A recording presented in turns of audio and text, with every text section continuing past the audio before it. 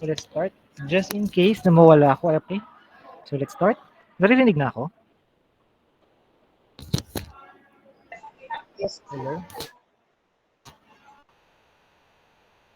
Okay, naririnig naman. Sige. So let's go with question number 1.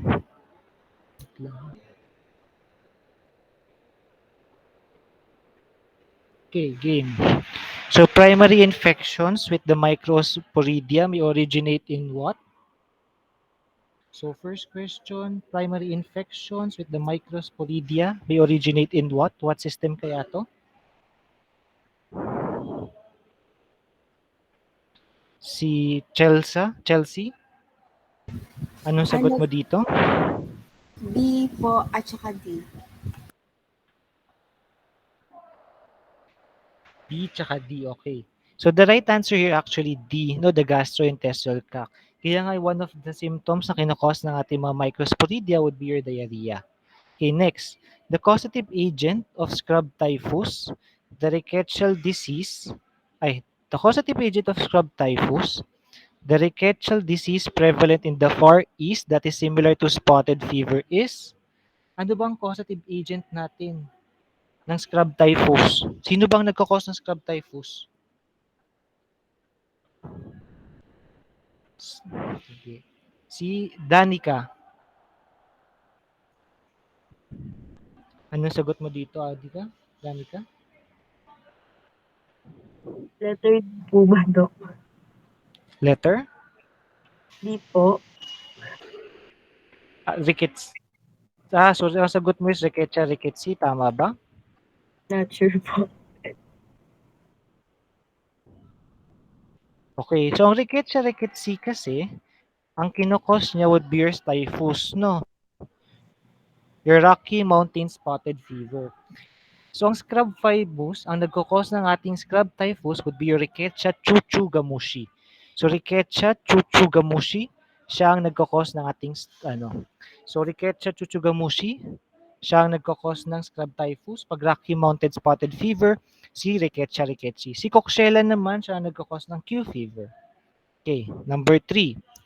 The etiologic agent of the South and Central American diseases, Oroya fever and Verruga peruana, is the small motile aerobic gram-negative bacillus. Sino kaya to?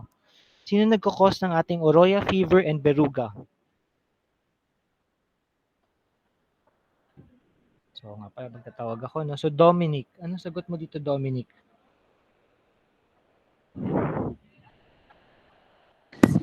Di po ako sure, Doc. Pero A. Okay. So ang sagot actually dito would be your Bartonella bacilloformis. So anong kinokos ni Bacilla quintana? So si Bacillus quintana, usually ang kinokos niya is what we call your trench fever. So Bartonella quintana, ang kinokos niya is trench fever. Pag Oroya fever, tsaka Verruga peruana, si Bartolena bacilloformis. Okay. Ano daw yung virus genus associated with warts? Sobrang easy na ito. Anong virus daw yung associated with your warts? D po. Elizabeth? Okay, tama si Chelsea. Letter B, your papilloma virus. Okay. Next, number 6. Number 5. Colorado tick fever is a viral disease transmitted by?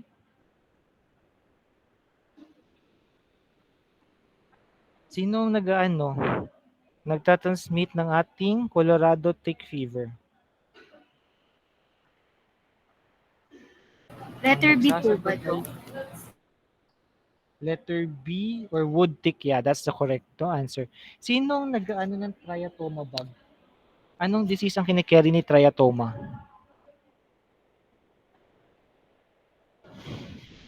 Okay, your triatoma, ang kinikerry niya would be your Trypanosoma cruzi. Okay, Trypanosoma cruzi. Your body louse or your rat flea, sometimes part in your rickettsial, but usually for rat flea, iba mga parasite dito dumadaan. Next, number 6.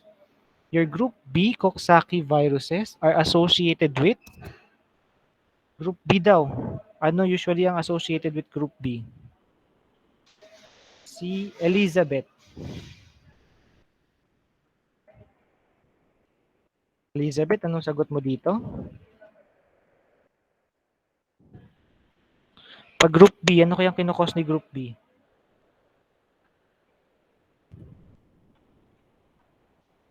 Elizabeth?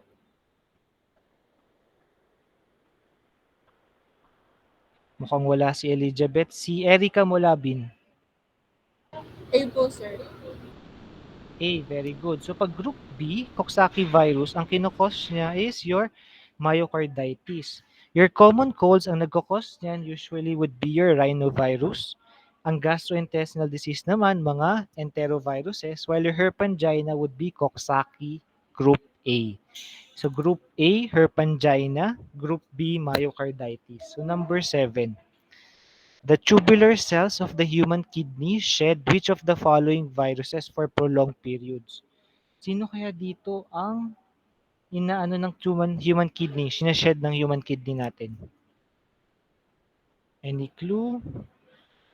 Walang sumasagot. So Hazel, anong sagot mo dito, Hazel? Doc, D po. Cytomegalo. Okay, very good. D, cytomegalovirus. Kaya nga, for kidney transplant patients, isa sa check natin is kung meron tayong cytomegalovirus. Ano bang pinagkaiba ni cytomegalovirus sa Epstein-Barr virus?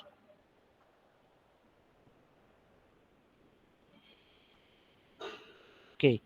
Parehas kasi silang related sa infectious mononucleosis. So si Epstein-Barr virus talaga yung pinaka-related sa Epstein. Sa tinatawag nating infectious mononucleosis. However, si cytomegalo, minsan makikita din natin siya. Isa pang difference natin dyan is your cytomegalovirus kasi, bukod sa nakikita natin sa immunocompromised, nakikita din to sa mga AIDS patient. Okay. Next, the Toga virus known to produce fetal defects is? Sino yung nagkakos ng mga fetal defects natin?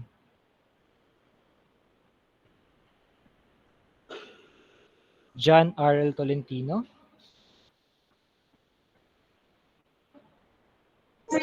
Rubella po. Okay, very good. Your Rubella virus. No? So, yung Rubella virus, meron tayong tinatawag na triad dito. Usually, nandyan yung blueberry muffin. Meron tayong tinatawag na patent ductus arteriosus. Meron din tayong problema sa pandinig. No? So, meron tayong visual tsaka hearing defect. 9. Which of the following is a progressive neurologic disorder associated with the class of infectious agent termed prions? Sino dito ang associated sa prions? So, ang associated sa prions would be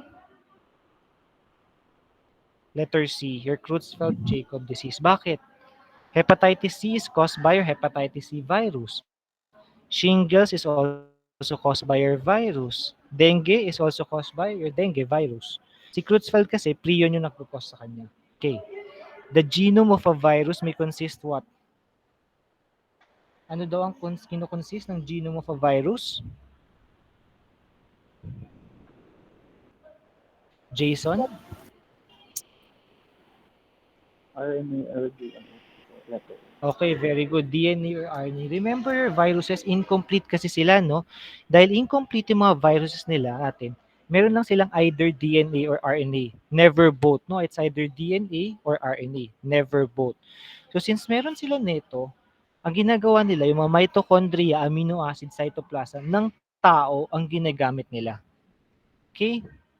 Number 11, viruses have been successfully detected by the use of all of the following techniques except ano dito ang hindi ginagamit pang-detect ng ng virus. A po. A, very good. Know your growth on selective agar media. Hindi natin na-detect ang mga viruses via selective agar media. Ang ginagamit nating selective agar is for your fungi, for your bacteria, but never your viruses. Next, etiologic agent of the majority of adult joint infections is caused by adult joint infection. Sino usually nagkakos niyan? C po. It's letter C, Staphylococcus aureus. Pag nakalagay is sexually active na tao, so sexually active siya, tapos nagkaroon siya ng septic arthritis, iisipin natin si Neisseria gonorrhea. Pero kung common individual to na nagkaroon ng joint infection, ang primary choice natin would be Staphylococcus aureus. Okay. 13. The etiologic agent implicated in cases of repeated abortion. Paulit-ulit daw nag-abort. Sino kaya to? Hysteria. Okay, very good. Your Listeria monocytogenes. Remember Listeria, bukod sa nakukuha siya sa pasture o sa mga cheese, dito pang kailangan tandaan dyan, nandyan yung hydrops fetalis, no? Pag late, pag early, tas pag late neonatal na siya, usually nagkakaroon siya ng multiple granulomas, nagkakaroon siya ng infection all over the body. Streptococcus agalactiae, ano siya? Siya yung most common cause of neonatal pneumonia, neonatal meningitis, no? Kaya nagpapacheck tayo every after 37 weeks ng Streptococcus agalactiae. Nagkakaroon tayo ng swabbing. Next. Bacillus cereus daw have been implicated as the etiologic agent in cases of what? B po. Food poisoning. Oh, okay, very good. Letter B, no, your food poisoning. Next, the causative, anong food poisoning to? Specifically, your fried rice. No? Specifically, your fried rice. Number 15, ano yung causative agent natin in cases of malignant pustule? Okay, tandaan, malignant pustule ang pinag-uusapan. Malignant pustule, anong common natin causative agent? A po. A, very good. No, your Bacillus anthracis. Para saan tong Mycobacterium avium complex? Siya yung common cause of TB sa mga AIDS patient, no? Anong kailangan tandaan kay Yersinia pseudotuberculosis? Para anong kailangan tandaan kay Yersinia tuberculosis? Isa sa mga important B, cold loving siya, no? Tumutubo siya sa mga cold. Brucella is more of zoonoic, no? So animal related. So ano daw yung retrovirus na responsible for AIDS? Sobrang no-brainer na to. It would be your HIV. Okay, pag may nagkamali pa talaga dito, no? So, ito is hepatitis A, ito is Epstein-Barr, yung herpes simplex virus. Next, charcoal-laden crystals in stool may be associated with an immune response and are associated breakdown products of what? Pag charcoal-laden kaya, anong breakdown products to? Eosinophils. Eosinophils. Okay, very good. Eosinophils. Saan usually natin nakikita tong charcoal-laden crystals na to?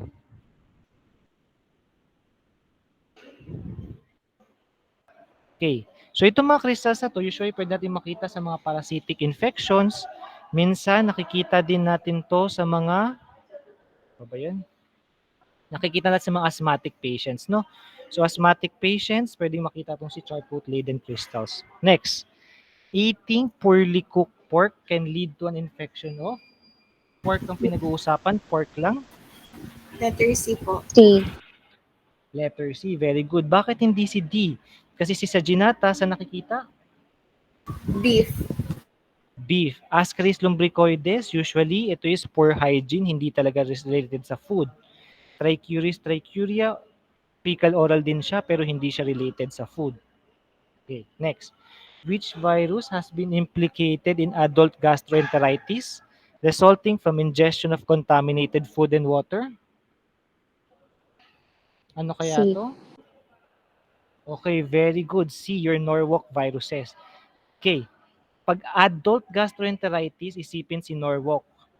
Pag pediatric gastroenteritis, isipin natin si Rota. Okay?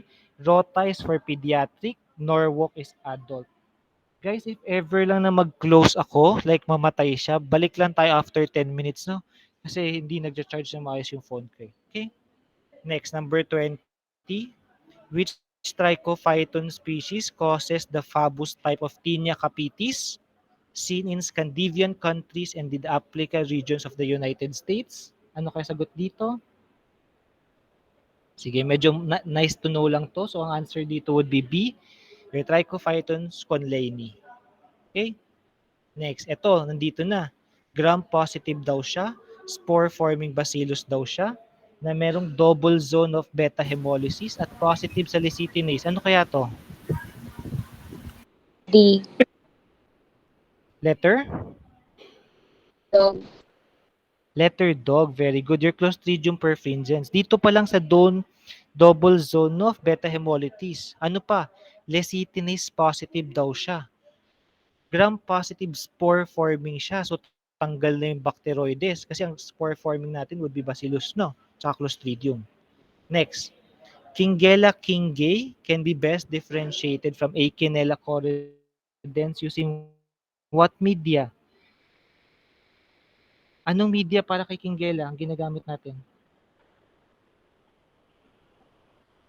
Ano kaya dito? Makonki.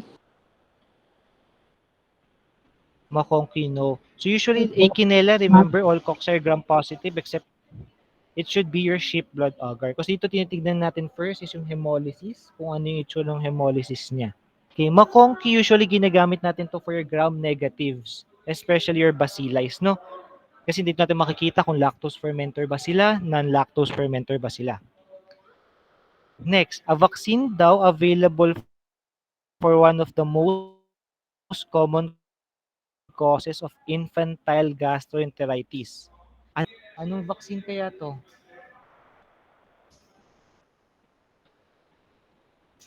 Nakalagay na infantile gastroenteritis. Sino nga nagkakos ng infantile gastroenteritis? Rotavirus. Very good, your rotavirus. Bakit siya rin-recall?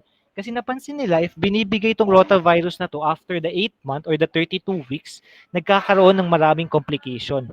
Kaya ina-advise na pag after 8 months or 32 weeks, hindi na ibibigay si rotavirus kasi nagkakaroon siya ng maraming neurologic complications. Next, 24. Which of the following test is most agents? Oh, tandaan na, rapid presumptive daw. Rapid presumptive. Ano kaya dito ang rapid presumptive?